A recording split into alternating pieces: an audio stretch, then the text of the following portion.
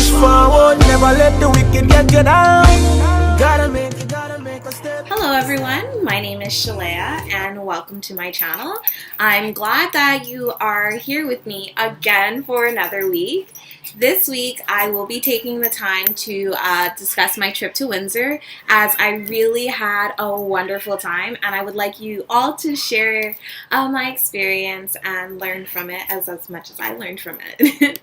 So I know some of you are wondering, why did I go on this trip?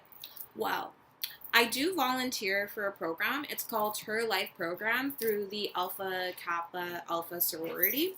And what I do is I go in and I help students who are going into grade 8 and transitioning to grade 9 to help them get comfortable with their experience. And one of the ways of helping them is to see more of the world outside of Toronto, which is where they originate. So we did take a trip to Windsor just so that they could see their type of history in a way that is informational, but also very fun and exciting, because this was their first trip away from home without parents. What I really loved about this trip was that it was centered around Black people. So we had our tour guide, who was completely Black and actually was an ancestor of one of the survivors from the Underground Railroad. We also had one of the leading, I don't really remember her name, but she was one of the also ancestors of a survivor from the Underground Railroad, but she was an ancestor of a prominent freedom fighter at that time. So she is very noteworthy. But again, I will take the time throughout this video to just tell you a little bit more about my experience and what made it so enjoyable to me. So the first thing that we saw on our trip to Windsor was the monument that is placed in downtown Windsor, where it basically is 3 individuals, 4 if you count the baby, who are basically on the other side of Windsor, and the title is Keeping the Flame of Freedom Alive. So it's basically a remembrance of the struggle and the hardship that the enslaved Black individuals had to endure to get onto the other side of freedom. And it's basically a remembrance that we have to keep this flame alive, because the freedom that our ancestors fought for us is why we're here today in the positions that we are. Keep on press. Push forward, never let the wicked get you down. Gotta make a step. Keep on step. Some other time them will get caught up in the moment. So overwhelmed. The second place that we were able to go was the Sandwich First Baptist Church, and this has been, I would say it's still an active church, but it's considered a monument in the sense that it was one of the first churches that the freed enslaved Africans were able to build once they were able to get onto the Windsor side. And they actually sent a letter to the Queen at the time and had asked her for this piece of land, and she was willing to give them a large part of the property.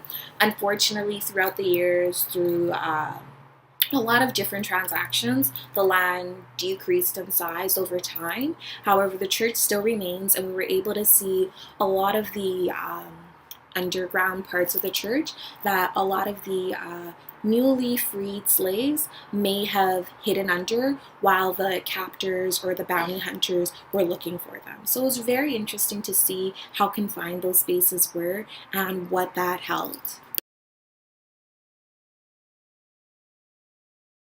But one thing I really didn't like about the Sandwich Museum was the fact that their graveyard was also their parking lot. So cars every day going to and from are driving over these dead bodies as if they weren't even there.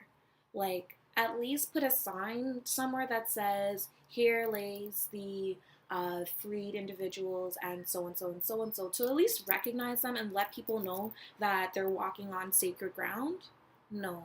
They didn't even let us know. And what I didn't like about that is it made a lot of the students who were on the trip a little nervous, because how are you going to just have us just drive on graveyards? Like, that doesn't have any significance. Like, you know, it made me so upset. But Other than that, I did like the what they showed us at the church. I just didn't like how they treated the dead. So.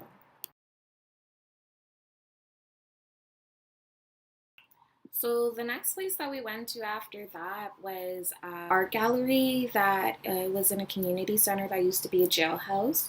What I liked about this art center was we were lucky to get to Windsor during the time where they were having their art exhibit of all black artists who were either descendants of the Underground Railroad freedom runners, as well as those who may have had those who wanted to contribute that may have had a different take on the history that has been fed to us in the history text. So the art exhibit was very beneficial, and it was a different way of exploring the history without looking at like artifacts and things from the time. It was a way of making the ugly history beautiful, and I really did enjoy it. So I hold my head and I cry, I don't want to. Tell myself, oh, I can't do. But remember, we must never lose. So the next place that we were able to go to was the North American Black Historical Museum and Cultural Center. So this was basically a church and a museum combined. So we were able to see another church that was built after and by the freed black individuals. And what was really amazing about this was we got to see the church, and then we got to go into the museum to see how the cabins and the houses were built during those times, as well as we were able to look at the artifacts that these newly freed individuals had. So they had their chains on them, they had guns and things like that. So we were able to see what that also looked like as well, which was very interesting to see that although you may not have a lot, you have enough to get you to where you need to be. My purpose in a life, open up your eyes, analyze and realize, say you got the powers inside. Stand sturdy on the journey, cause we live it and we learn it. The victory sweet when you know. On our way home, we decided to stop off at one more historical site, and it was the Buxton National Historic Site. And as I was saying before, that one of the ladies that were teaching us about our history, she was actually a descendant from the Buxton family. And all of the stuff that she was telling us, she actually went through, which was very interesting because she went to the same school that we were able to see and write in, and she was able to get the history passed down, and she is still passing it down to her children and her grandchildren, which is really great because we always try to hold on to some form of tradition, because once you're removed from your homeland, you try to find stuff that will still be able to symbolize your home and your belonging. And they were able to do that. And these are descendants of Underground Railroad free people. So I thought it was very interesting to see a descendant, and she was so nice and so sweet. Light a fire and corruption make we burn it. Them can't stop where I feel. Hey, the road rocky never say it's all sweet. Woulda quit already if me heart weak. You cannot last, dark times like a pass. Never listen to them when them say you can't do it. Reminder, it's good to be humble and it's good to be bold. Stay true to you. What I really liked about this final historical site was that it contextualized everything. So at some points you would think that it was very repetitive what we were learning, but every time that we learned something, they gave it to us in a different light. So at the historical site, she was able to show us a video of how they were able to get to where they were based on a few individuals who participated in helping free some enslaved, as well as help free others by giving them the messages on how to get here. And what I liked was that she gave us an understanding of what it may have looked like and what it felt like on the ships. They had a remake of the slave ships there, and I did take a few pictures, and she was basically saying that there were about 5 or 10 people stuck in that one area. And personally, when I first saw it, I was like, okay, maybe one person is laying in there because I'm ignorant. And no, she was saying that everybody was squeezed in there. They were chained on arms and legs, and then that was where they used the washroom. That was where they had their period if they were women. That was where they birthed their children if they were pregnant. And like that confined space is basically their house for the next couple of months to get to America. And what I really liked about what she explained to us was that it was very traumatic. And what I liked it was that it was finally true. Like all the history that I've been getting from the history textbooks just says that we brought a few slaves down to the North America to do this and do that, and everything was fine and dandy. But they never sit down and talk to you about the horrors or the confinement or what people had to do to get here or survive. And they don't actually show you the trauma that they inflicted on these people. You have to find that out yourself. So what I also liked about this historic site at Buxton was that there was a school, a cabin, and a museum area. So we were able to see a variety of aspects of what the newly freed individuals experienced when they came here. And the school that they had created was so interesting to me because she had actually asked us to write what they would have written. And words that, these were for grade 4 classes, by the way, words that she was telling us to write, I was like, I'm in university and I still don't know what that is spelled. And I was shocked because this was a grade 4 curriculum. It shows you just how educated these people were when they went to this school, as well as just how, I would like to say just how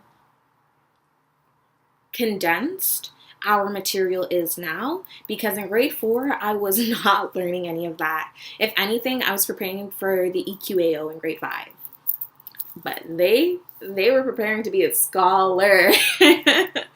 Either way, it was really nice to actually see that and explore it. Them never really want to make it if truth to be done, but Jah have a plan for you.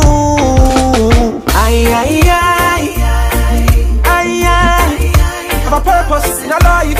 Open up your eyes, analyze and realize. Say you got the powers inside. Stand sturdy on the journey, can we live it and we learn it. The victory sweet when you know the battle was a furnace. Why? Like a fire pan, corruption they could burn it. Them can't stop waiting for you. I really enjoyed my trip to Windsor, and I recommend everybody who has an opportunity or the privilege to go to explore all of the sites that I saw and much more. I was told on the trip that we're only seeing a tiny bit of what was left behind from these freedom fighters, and a lot of what they were saying that is still there are more monuments, more museums, but it's really good to get all the information you can get because this is primary source information. It's not from a secondary source person who's saying this, and this. It's showing you the artifacts, showing you what happened, and being as honest and real with you as they could possibly be. So the way that I ended off my trip was buying 3 books for my baby cousins so that I can pass on the knowledge that I learned to my generation of family. And that's why I'm saying that creating this video so you all can get a little bit of information. But if you're interested in the books that I got, I also want to provide it to you because I know you know that I do my little book reviews, and these will definitely be added to the book reviews when I do my children book reviews. But the books that I got, just because it was a part of the trip, I do want to let you know about it. So that is it. That was my trip to Windsor. I can say I really enjoyed it, and I hope that you all get an opportunity to go there at one time in your life if you are in Canada, or go to the Detroit side because they also have a few monuments and a few museums that give you an understanding of the other side of the Canadian history, because it was history on both sides. So I do want to mention that slavery did happen in Canada. It ended in the early 1800s, so people assume that it only happened in America, but it did also happen in Canada. And what I really liked about this whole trip was that they did not give Canada that little ignorance is bliss kind of thing. They let everybody know that slavery happened in Canada, and a lot of the people that were on the trip didn't even know. So I really like that they focused on letting them know that it did happen and it was here, and that's why I'm here, to bring the facts and let everybody know that The treachery that we have in the American front door has been in our Canadian front door, and we just need to recognize it, open our eyes, and look into it. Don't let anybody else tell you anything. Do your research. Them try to keep we down, one get we off a track. Not me work so hard, me come so far, can't mess up that. Them throw we out in the jungle, now we a lead the pack. Now go make them drown we out, cause we no idiot. Wanna inspire my people so they understand. Encourage them to do the right and load the wrong. Looking at my early years, I was a loose cannon. Have to make a change, got to be a better one. Aye, aye, aye, aye, aye. Have a purpose, you and I. Open up your eyes, analyze and realize. Say you got the powers inside. Stand sturdy on the journey, cause we live it and we learn it. The victory sweet when you know the battle was the first one.